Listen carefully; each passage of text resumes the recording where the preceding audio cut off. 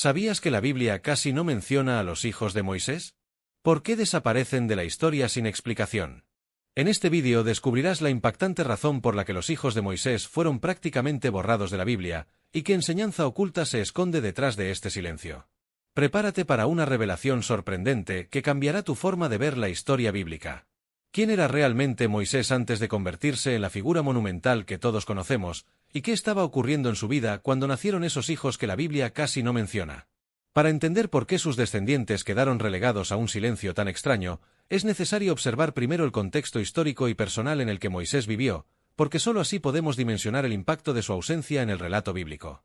Moisés no surge desde la nada. Su historia está entrelazada con una época convulsa, marcada por la opresión, el choque entre culturas y la construcción de una identidad nacional para un pueblo que apenas estaba comenzando a definirse. La narrativa bíblica presenta a Moisés como un hebreo criado en el corazón del poder egipcio. Ese contraste entre sus raíces y su educación ya lo convierte en una figura compleja, dividida entre dos mundos. Sin embargo, tras huir de Egipto por matar a un egipcio que maltrataba a un israelita, Moisés llega al territorio de Madián, un lugar que casi siempre se menciona de forma rápida, como si solo fuera una parada temporal. Pero Madián es, en realidad, el escenario donde se desarrolla la mayor parte de su vida antes de regresar a Egipto. Allí encuentra familia, trabajo, estabilidad y, por supuesto, a Séfora, la mujer con la que tendría a sus hijos. Este periodo en Madián es fundamental. Aquí no vemos al Moisés legislador, al hombre que enfrenta al faraón, ni al líder que guía a un pueblo entero por el desierto. Aquí encontramos a un Moisés pastor, viviendo lejos del poder, quizá intentando dejar atrás una vida que parecía rota. Este aislamiento geográfico y emocional es lo que prepara el terreno para entender la vida de sus hijos. Durante este tiempo, Moisés no era una figura pública. Nadie lo seguía, nadie lo reconocía, nadie esperaba que liderara nada. Esa falta de visibilidad puede ser una de las claves para comprender por qué los hijos que nacieron en este periodo no adquirieron relevancia posterior. También es importante analizar la relación con Yetro, sacerdote de Madián y padre de Séfora. Su influencia sobre Moisés se menciona varias veces, y algunos estudiosos sugieren que este vínculo pudo desempeñar un papel importante en la formación espiritual del futuro líder israelita. Si Moisés absorbió parte de la tradición madianita, ¿qué lugar ocuparían entonces sus hijos dentro de un pueblo que, más tarde, exigiría una línea ritual estrictamente levítica? El entorno cultural también cuenta. Madián no era Israel. Era un pueblo distinto, con costumbres distintas, y eso pudo marcar la percepción que los futuros redactores bíblicos tendrían de los hijos de Moisés. En ese periodo, Moisés se convierte en padre por primera vez, pero todavía no es el Moisés que definirá leyes, que dividirá el mar o que hablará con Dios en el Sinaí. Sus hijos nacen en un momento de transición, en un espacio donde su identidad aún no está plenamente consolidada. Y al regresar a Egipto para cumplir su misión, Moisés lleva consigo a esa familia que no pertenece completamente ni a Egipto ni a Israel, lo que abre una pregunta inevitable: ¿cómo encajaban estos hijos en una historia que estaba a punto de volverse mítica? ¿Quiénes fueron realmente los hijos de Moisés y por qué sus nombres apenas aparecen en la Biblia, como si fueran sombras perdidas detrás de la figura de su propio padre? Cuando abrimos las páginas del Éxodo, encontramos escenas grandiosas, diálogos decisivos y momentos que han definido la historia religiosa de millones de personas, pero entre esa monumental narrativa hay dos personajes que asoman tímidamente, casi como notas al margen: Gersón y Eliezer, los hijos de Moisés. Y sin embargo, su existencia plantea preguntas enormes que rara vez se mencionan. Antes de preguntarnos por qué fueron borrados, debemos entender quiénes eran y qué representan dentro de la historia. Empecemos con lo básico.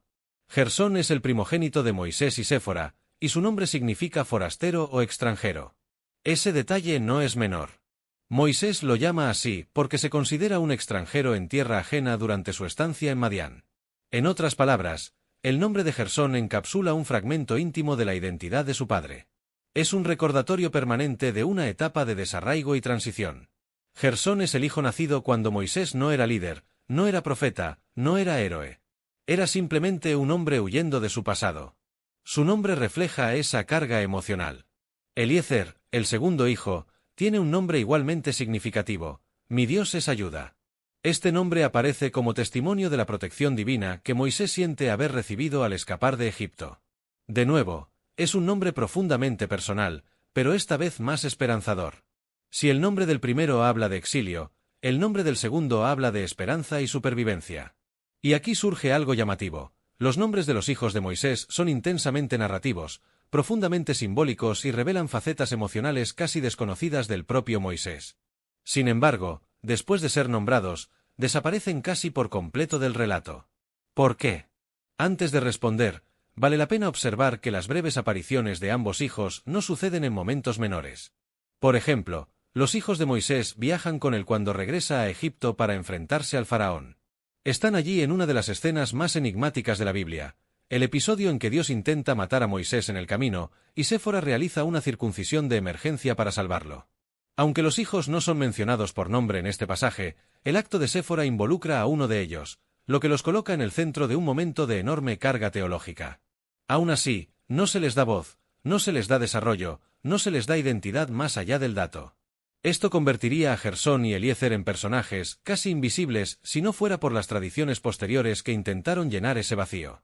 En textos rabínicos, por ejemplo, hay menciones de que uno de los hijos de Moisés habría sido capturado por Amalek, o que ellos y sus descendientes se integraron en funciones menos visibles dentro del pueblo de Israel. Pero esto ya es tradición posterior, no Biblia. Lo bíblico es silencio.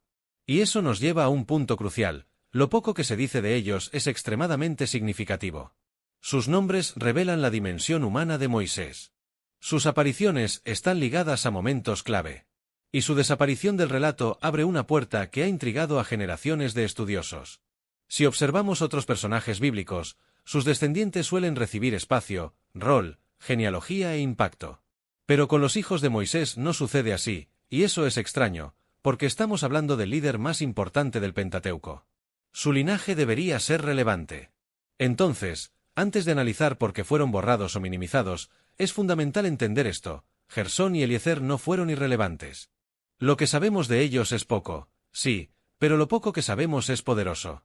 Eran los testigos silenciosos del periodo más íntimo y menos comprendido de Moisés, los hijos nacidos en su exilio, los herederos de un hombre atrapado entre dos mundos. Y, paradójicamente, ese origen, tan humano y tan complejo, puede ser la clave para entender por qué casi desaparecen de la historia oficial del pueblo de Israel. ¿Por qué la Biblia, un texto que dedica páginas enteras a genealogías, descendencias y linajes, guarda un silencio casi absoluto cuando se trata de los hijos de Moisés, uno de los personajes más importantes de toda su narrativa? Esta es una de las ausencias más desconcertantes del relato bíblico, y entenderla requiere mirar más allá de lo evidente. Porque cuando un texto tan cuidadoso con las líneas familiares omite casi por completo a los hijos de su principal profeta y legislador, no puede ser casualidad. Algo importante está ocurriendo detrás de ese silencio. Para empezar, conviene subrayar un dato que muchas personas pasan por alto: la Biblia no se limita a mencionar solo a los personajes más relevantes. De hecho, dedica largas secciones a personas que no vuelven a aparecer, simplemente para dejar claro de dónde vienen, a quién pertenecen y cómo encajan dentro del gran relato nacional. En ese contexto, que los hijos de Moisés aparezcan apenas un puñado de veces y sin ningún desarrollo posterior es sorprendente. Y lo es todavía más cuando comparamos este silencio con el trato que reciben los hijos de otros líderes. Pensemos en Abraham. Sus hijos, incluso los de menor relevancia, reciben mención, historia y descendencia. Lo mismo ocurre con Jacob, Aarón, David y prácticamente cualquier personaje de peso. La Biblia insiste en sus hijos porque ellos representan continuidad, legitimidad y herencia. Pero con Moisés pasa lo contrario: sus hijos no heredan nada, no continúan nada, no lideran nada. Es como si el relato los empujara deliberadamente hacia un rincón donde no puedan influir en la historia. ¿Por qué? Una de las primeras señales de este silencio extraño aparece después del regreso de Moisés a Egipto. Él llega acompañado de Séfora y sus hijos, pero poco después de una misteriosa escena, su familia desaparece de la historia por un largo tramo. De pronto, cuando reencontramos a Séfora y a los niños, es porque Yetro, el suegro de Moisés, los ha llevado al campamento israelita. ¿Qué significa esto? ¿Por qué Moisés, que está enfrentándose al faraón y liderando una misión divina, no tiene consigo a su familia? El texto no lo explica. Solo describe que, en algún punto, Moisés estuvo separado de ellos. Esta separación, tan poco detallada, podría ser una de las claves del silencio posterior. Mientras otros líderes bíblicos tienen a sus hijos cerca, formándolos para asumir posiciones de relevancia dentro del pueblo, los hijos de Moisés parecen vivir al margen de todo. No participan en las plagas, no participan en la salida de Egipto, no participan en la entrega de la ley. Son ausentes en los momentos más importantes. Y cuando un relato insiste tanto en mostrar que no estuvieron allí, uno empieza a preguntarse si se trata de simple descuido o de una decisión literaria consciente. Otra comparación reveladora aparece al examinar al hermano de Moisés, a Aarón. Mientras los hijos de Moisés desaparecen del relato, los hijos de Aarón reciben un lugar privilegiado.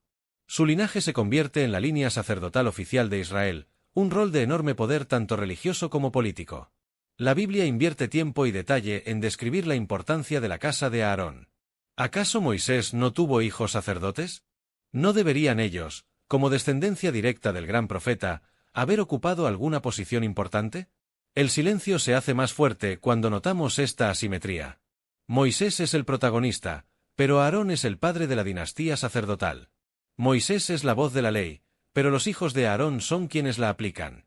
Mientras el liderazgo de Moisés es personal, el de Aarón es hereditario. Es difícil no pensar que algo está siendo intencionadamente equilibrado en el texto. Si la Biblia hubiese otorgado a los hijos de Moisés un rol equivalente al que dio a los hijos de Aarón, habría existido la posibilidad de que una élite moisaica controlara tanto la ley como el sacerdocio. Dos poderes en una sola familia. Eso habría sido demasiado.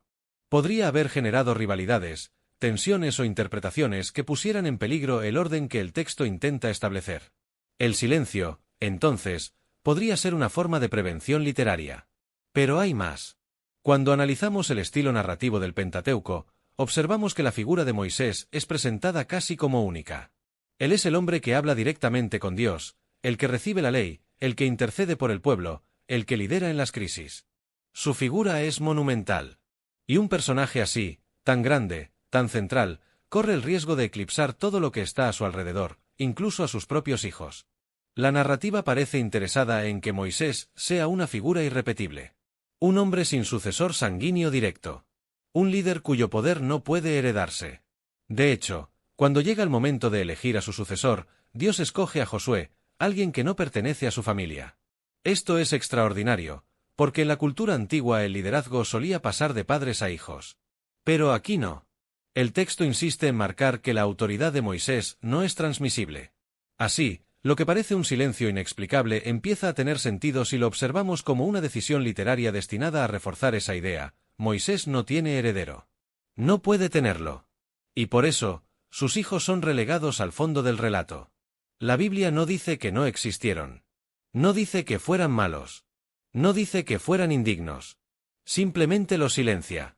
Un silencio estratégico, un silencio que protege una imagen y evita una posible disputa por el legado.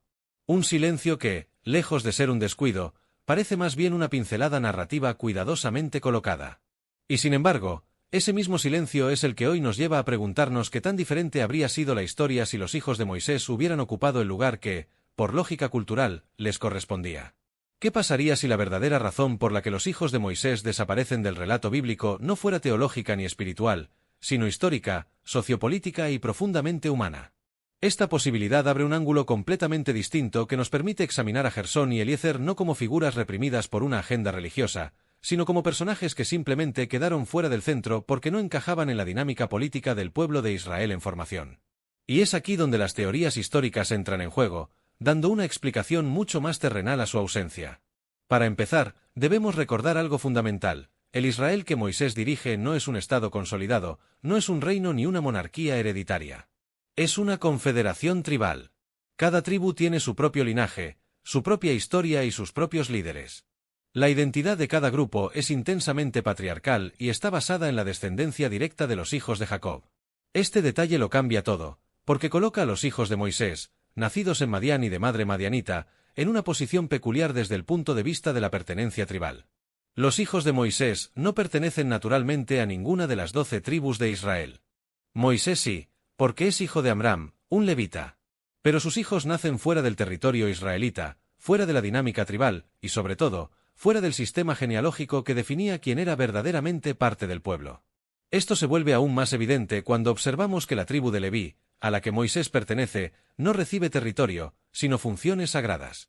Sin embargo, esas funciones recaen exclusivamente en los descendientes de Aarón, no en los de Moisés. Esto no es accidental. Moisés es un líder carismático, un profeta escogido, pero su rol no es hereditario. Aarón, en cambio, representa la institucionalización del liderazgo religioso. Sus hijos son los sacerdotes oficiales. Y este hecho coloca a los hijos de Moisés en un espacio incómodo, demasiado conectados con Moisés para ser ignorados por completo, pero sin un lugar claro dentro de la estructura levítica. Si los hijos de Moisés no podían heredar el sacerdocio arónico, ni podían liderar políticamente porque Israel no tenía una monarquía, ni podían encajar plenamente en la estructura tribal por su origen mixto, entonces históricamente eran figuras marginales. No por falta de importancia personal, sino porque el sistema social no tenía un espacio claro para ellos. Otra clave histórica es el papel del suegro de Moisés, Yetro. Él es sacerdote de Madián, líder de un clan extranjero. Cuando Moisés huye de Egipto, se integra completamente en esa sociedad. Se casa, trabaja, forma familia. Cuando nacen sus hijos, ellos no son israelitas en términos culturales ni tribales. Esto genera un choque que rara vez se comenta. ¿Cómo encajaría un hijo con identidad madianita dentro de una nación que todavía está tratando de definirse a sí misma? Desde una perspectiva histórica, Israel en el desierto está en un estado extremadamente frágil.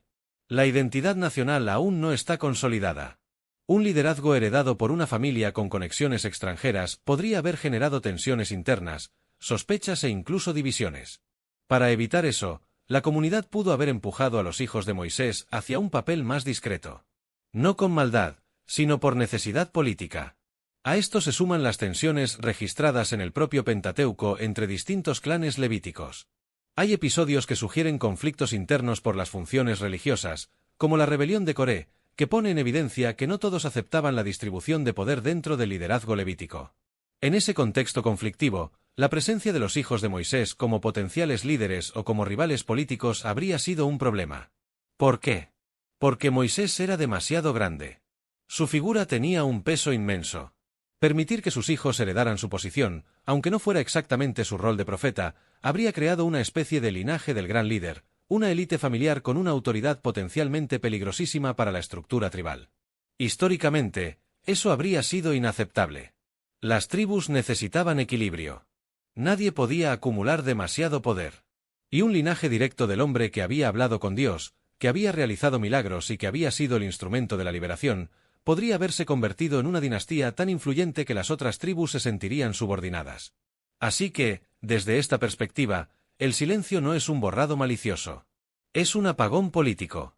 Un modo práctico de evitar disputas internas. Un mecanismo para evitar que la figura de Moisés se convirtiera en el origen de un poder hereditario que rompiera el equilibrio entre las tribus. Finalmente, está la posibilidad más simple y más humana de todas. Puede que los hijos de Moisés simplemente no hayan mostrado interés en ocupar un rol de liderazgo dentro del pueblo. Crecieron en Madián, lejos de la vida israelita. Cuando Moisés fue llamado a liberar a su pueblo, ya eran niños formados en otra cultura. Quizá ellos, al volver con Israel, nunca se integraron por completo. Quizá no buscaron protagonismo. La historia no lo dice, pero muchas veces el silencio histórico se debe a eso. Personas que vivieron, pero no tuvieron un papel relevante en la memoria colectiva. Así que, al observar estas teorías históricas, aparece una imagen clara. Los hijos de Moisés no fueron borrados porque fueran indignos, sino porque el Israel naciente no tenía espacio político, cultural o institucional para ellos.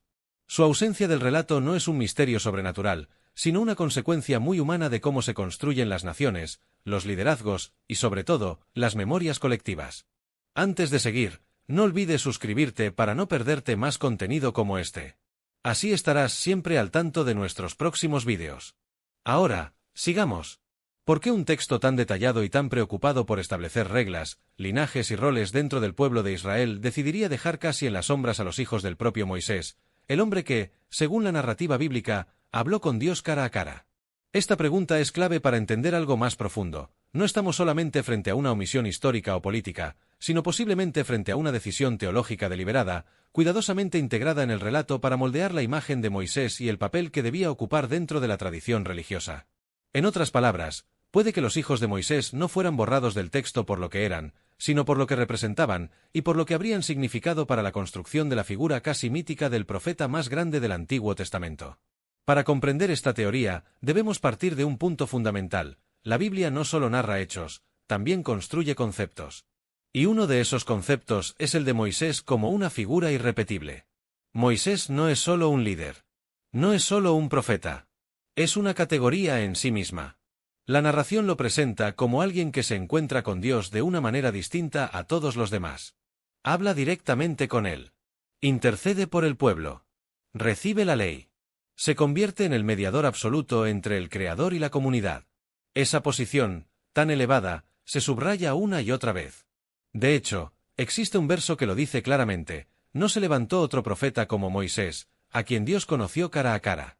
Ahora bien, si Moisés es único, irrepetible y no comparable a ningún otro profeta, entonces surge un problema narrativo enorme: ¿qué hacer con sus hijos? Porque, si Moisés tuvo descendencia, la lógica de la antigüedad diría que esa descendencia podría reclamar autoridad. Podría considerarse heredera de su papel. Podría intentar fundar una dinastía espiritual. Y justamente eso es lo que la narrativa bíblica no quiere que ocurra. En muchos pueblos antiguos, los linajes de grandes líderes terminan convirtiéndose en clanes poderosos, con privilegios religiosos o políticos. Pero en Israel, la figura de Moisés no debe convertirse en el origen de un linaje privilegiado. Moisés debe ser una montaña solitaria. Un gigante sin herederos directos en términos espirituales. Al borrar o minimizar a sus hijos, el texto se asegura de que nadie pueda reclamar legitimidad por sangre moisaica. Esto no es un detalle menor. Es una decisión teológica importante. Sin embargo, la teoría se vuelve aún más fuerte cuando observamos la relación entre Moisés y Josué. En el relato, Moisés no elige a uno de sus hijos como sucesor, algo que habría sido perfectamente normal en una cultura patriarcal. En su lugar, Dios escoge a Josué, su asistente, un hombre fiel, pero sin relación sanguínea alguna. Este acto refuerza la idea de que la autoridad de Moisés no podía ser heredada biológicamente. Su papel no era una herencia, era una designación divina única. Los hijos de Moisés no podían continuar su obra porque su obra no provenía de la sangre. Provenía de un llamado directo. La narrativa, entonces, protege esa idea evitando cualquier posibilidad de que Gersón o Eliezer fueran interpretados como herederos espirituales. Pero la teoría teológica se vuelve todavía más interesante cuando analizamos otro aspecto: la conexión entre Moisés y la ley. Moisés no solo recibe la ley, sino que es la figura que garantiza su pureza, su autoridad, su legitimidad. Si sus hijos hubieran ocupado un lugar destacado, incluso sin querer, habrían quedado vinculados a la ley como herederos naturales del legislador. Eso podría haber generado dos riesgos. El primero, que el pueblo asociara la ley con la familia de Moisés, no con Dios. El segundo, que se estableciera una casta interpretativa hereditaria, donde solo la familia del legislador tuviera un acceso privilegiado al conocimiento de la ley. Teológicamente, eso habría sido un desastre. La ley debía pertenecer a todo Israel, no a una familia. Para evitarlo, el texto separa por completo al legislador de cualquier dinastía posterior, y confía la función sacerdotal y ritual no a él, sino a Aarón. Esta separación, planteada teológicamente, convierte a Moisés en un puente, no en el fundador de una élite. Y para que eso funcione, sus hijos deben quedar fuera del foco. La narrativa, entonces, no los borra porque fueran indignos. Los borra para que Moisés no deje sombra hereditaria que compita con la ley misma. Aún más revelador es el análisis del episodio del becerro de oro. En ese momento, Moisés se convierte en el defensor absoluto del pacto. Intercede por el pueblo hasta el punto de ofrecer su propia vida por ellos. Esa posición lo coloca en un rol espiritual que ningún otro ser humano ocupa. Si sus hijos hubieran tenido un papel fuerte, la interpretación podría haberse distorsionado. El pueblo podría haber vinculado la mediación de Moisés con un linaje humano, y no con una misión divina. Y en una religión que insiste una y otra vez en que la lealtad debe ser hacia Dios y no hacia los hombres, esa confusión sería peligrosa. Incluso la forma en que muere Moisés refuerza esa idea. Muere solo, en una montaña, sin que nadie lo acompañe y sin que nadie conozca su tumba. Todo eso contribuye a definir su figura como un espíritu separado del resto del pueblo, un hombre tocado por lo divino cuya grandeza no pertenece a la historia humana ordinaria. Y en ese tipo de construcción literaria, sus hijos simplemente no tienen lugar. Pero hay otro elemento teológico aún más profundo: la aparición de la figura del profeta como institución. En el texto bíblico, los profetas posteriores no son descendientes de profetas anteriores. No existe una familia profética. No existe una dinastía espiritual. Cada profeta es un llamado nuevo. Una elección de Dios. Si los hijos de Moisés hubieran sido destacados, ese patrón se habría roto. Podría haberse interpretado que la profecía, como función, podía transmitirse por sangre. Y eso es exactamente lo que la Biblia no quiere que ocurra. La profecía, en la Biblia, nunca se hereda. Se recibe. Y Moisés, como el profeta por excelencia, debía representar ese modelo de forma absoluta. Sus hijos, entonces, no podían participar de la figura de su padre sin arriesgar la pureza del concepto profético. En ese sentido, el silencio sobre ellos es casi pedagógico. Una manera de enseñar que la cercanía a Dios no depende de la sangre sino del llamado. Finalmente, es posible que la omisión de los hijos de Moisés sea también una forma de proteger la grandeza del personaje. La narrativa bíblica suele ser muy cuidadosa al separar lo divino de lo humano, lo eterno de lo cotidiano. La familia de Moisés podría haber humanizado demasiado su figura. Ponerlo como padre cotidiano, educando hijos, administrando problemas familiares, tal vez habría distraído la imagen que el texto busca transmitir, la del hombre que se enfrenta al faraón, que sube al Sinaí, que recibe los mandamientos directamente de Dios. Para presentar a Moisés como un símbolo, como un instrumento divino, la narrativa reduce al mínimo todo lo que pueda revelar su intimidad doméstica. No porque su vida familiar no existiera, sino porque no era relevante para la construcción teológica que el texto quiere transmitir. En resumen, la teoría teológica sugiere que los hijos de Moisés no fueron borrados por accidente, ni porque no importaran, ni porque fallaron, sino porque la propia estructura religiosa del relato necesitaba proteger la singularidad de Moisés. Su grandeza debía ser única, no heredable. Su autoridad debía venir de Dios, no de una familia. Su legado debía estar en la ley, no en su linaje. Y para garantizar que nada de eso se confundiera, la narrativa optó por un silencio que, lejos de ser un vacío, es una declaración teológica poderosa. ¿Por qué tantos estudiosos creen que los hijos de Moisés no solo fueron ignorados, sino editados, minimizados o incluso deliberadamente borrados por los autores y compiladores posteriores del texto bíblico? Esta pregunta apunta al corazón de una de las teorías más fascinantes, la teoría literaria y editorial. No se trata de conspiraciones modernas ni de suposiciones sin base, sino del análisis de cómo se formó realmente el texto del Pentateuco, un conjunto de libros que no cayeron del cielo escritos de una sola vez, sino que pasaron por siglos de edición, compilación, corrección y unificación antes de llegar a la forma que conocemos hoy. Y cuando miramos el proceso editorial de la Biblia a través de esta lente, el silencio que rodea a Gersón y Eliezer adquiere un significado completamente nuevo. Para empezar, es importante entender que la teoría documental, una de las líneas más influyentes en los estudios bíblicos, sostiene que el Pentateuco fue compuesto por varias fuentes distintas. Al menos 4 grandes tradiciones se mezclan en él, la yavista, la eloísta, la sacerdotal y la deuteronomista. Cada una tiene su estilo, su agenda y su forma particular de presentar a Dios, a Moisés y al pueblo de Israel. Si esto es así, y la evidencia literaria es bastante fuerte, entonces debemos pensar en Moisés no como una figura contada por un único narrador, sino como un personaje moldeado por múltiples autores a lo largo de generaciones. Y en ese proceso múltiple, donde cada tradición enfatizaba distintos aspectos del relato, es muy posible que algunos elementos de la vida de Moisés fueran reducidos para no generar conflictos entre las distintas versiones. Los hijos de Moisés podrían ser una de esas víctimas editoriales. ¿Por qué? Porque no todas las tradiciones tenían interés en ellos. Algunas probablemente los mencionaban más. Otras quizás no los mencionaban en absoluto. Cuando los recopiladores finales del Pentateuco, probablemente sacerdotes en la época del exilio o del postexilio, intentaron unificar estas historias en un solo relato coherente, todo lo que no servía al propósito general pudo haber sido minimizado. Y dentro de ese proceso de selección y ajuste, los hijos de Moisés se convirtieron en un problema. La tradición sacerdotal, por ejemplo, se enfoca intensamente en la figura de Aarón y en su linaje.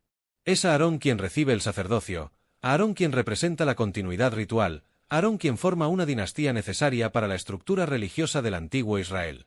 Desde el punto de vista editorial, dar protagonismo a los hijos de Moisés habría generado un conflicto directo con ese proyecto sacerdotal. No habrían tenido un rol claro, no podían ser sacerdotes, porque eso pertenece a la línea de Aarón, y no podían liderar al pueblo, porque la tradición plantea que el liderazgo de Moisés es único y no heredable.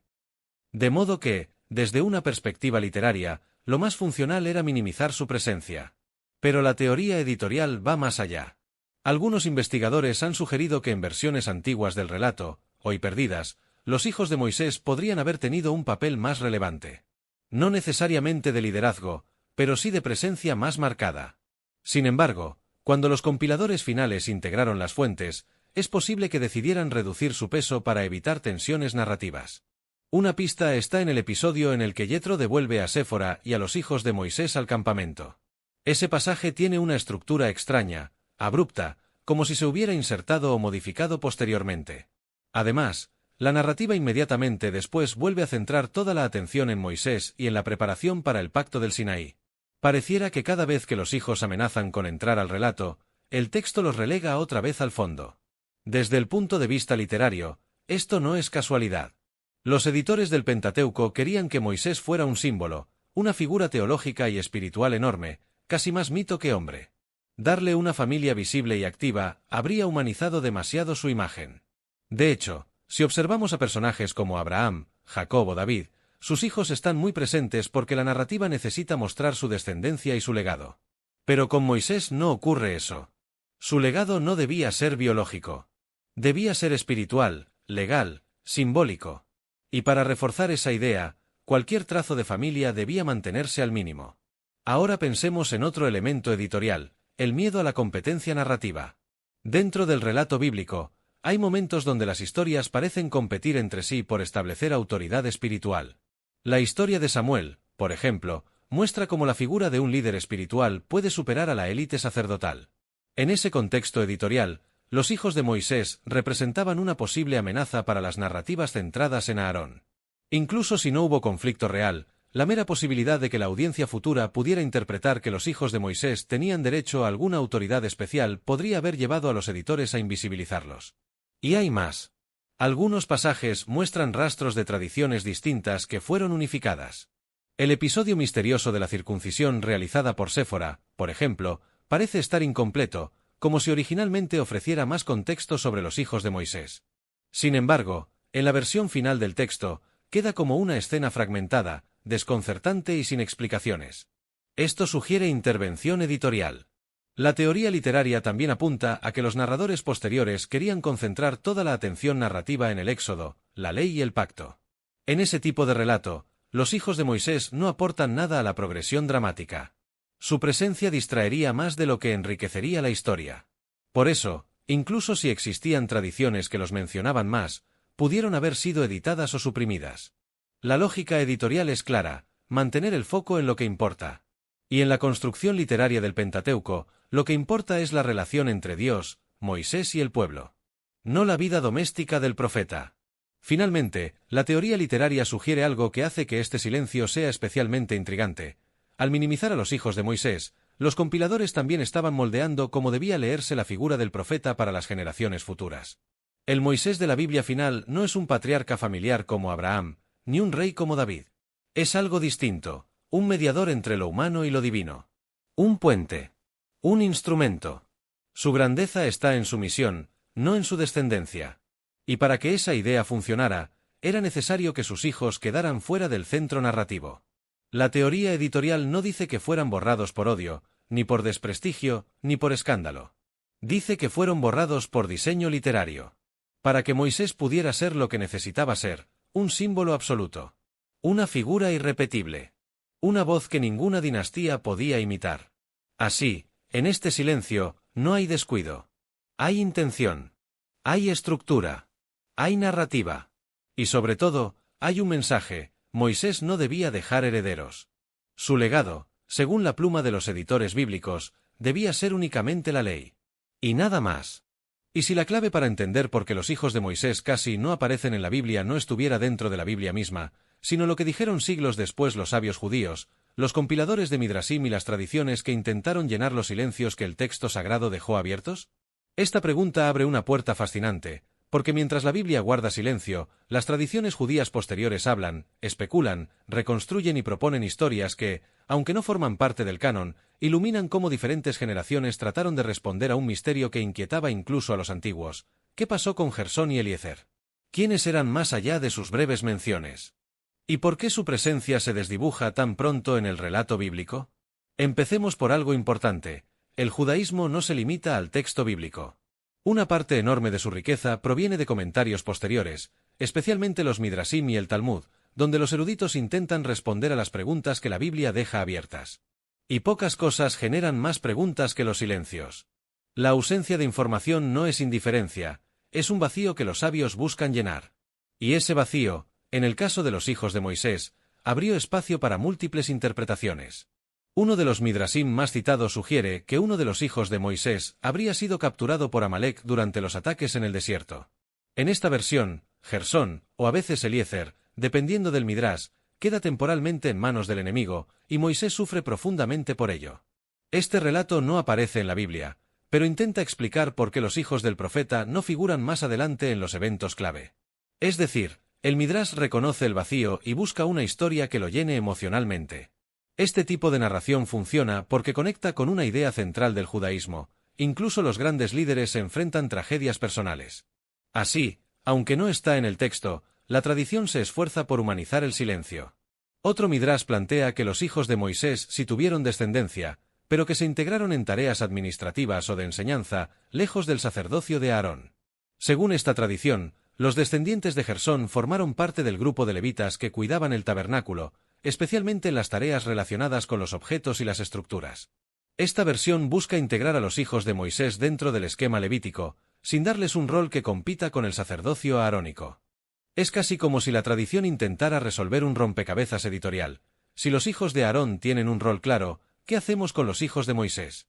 La respuesta rabínica es conciliadora: no los elevamos, pero tampoco los borramos, los situamos en un espacio funcional, sin conflicto. Pero hay tradiciones aún más interesantes. El Talmud menciona que los hijos de Moisés actuaron como jueces o líderes menores en ciertas áreas. Este comentario intenta conciliar el silencio bíblico con la lógica histórica. Sería imposible que los hijos de alguien tan influyente no recibieran ninguna responsabilidad. Según esta línea de pensamiento, el texto bíblico simplemente no los menciona porque su rol no afecta la narrativa teológica principal, pero eso no significa que fueran irrelevantes en la vida real. Esta idea es especialmente poderosa porque reconoce que la Biblia no es un registro exhaustivo de todos los detalles históricos. Es un texto con objetivos literarios, teológicos y narrativos específicos. Lo que no sirve a esos objetivos puede quedar fuera del relato, incluso si ocurrió. Por eso, los sabios llenan esos espacios, no para contradecir la Biblia, sino para expandirla. Otras tradiciones aún más especulativas sugieren que algunos descendientes de Moisés pudieron haberse mezclado con otros pueblos o incluso se habrían desplazado lejos del centro israelita, adoptando estilos de vida alternos. Esta idea aparece en algunos comentarios medievales, donde se plantea que los hijos de Moisés no fueron rechazados ni borrados, sino que simplemente tomaron caminos diferentes. La tradición judía también plantea algo profundamente simbólico: Moisés no dejó un linaje biológico prominente porque su legado debía ser espiritual. En el Midrash Rabá se dice que los discípulos son como los hijos, y como Moisés formó a toda una nación entregándoles la Torá, sus verdaderos hijos simbólicos son los israelitas que viven de acuerdo con la ley. Este comentario transforma la ausencia literal en una presencia metafórica. Los hijos de Moisés no importan porque Moisés es padre de todo Israel. Este tipo de tradición no intenta resolver el silencio, sino reinterpretarlo. Pero quizá la tradición más llamativa de todas es una que afirma que uno de los nietos de Moisés terminó desempeñando un rol que el texto bíblico presenta de forma muy negativa.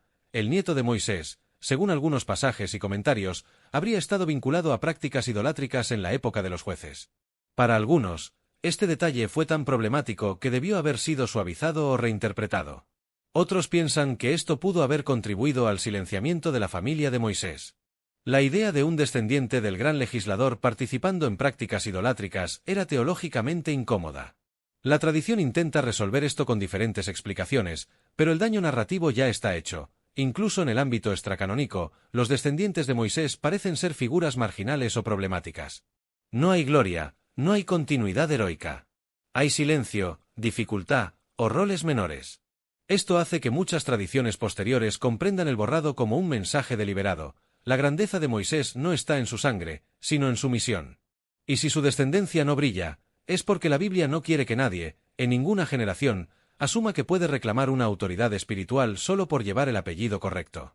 También existe una tradición que afirma que Moisés, al recibir la ley directamente de Dios y establecer un pacto que trasciende lo humano, renunció implícitamente a cualquier privilegio familiar en favor de un legado universal. Esta interpretación, aunque simbólica, es coherente con muchas líneas de pensamiento rabínico. El verdadero heredero de Moisés no es Gersón, no es Eliezer. Es la Torá misma.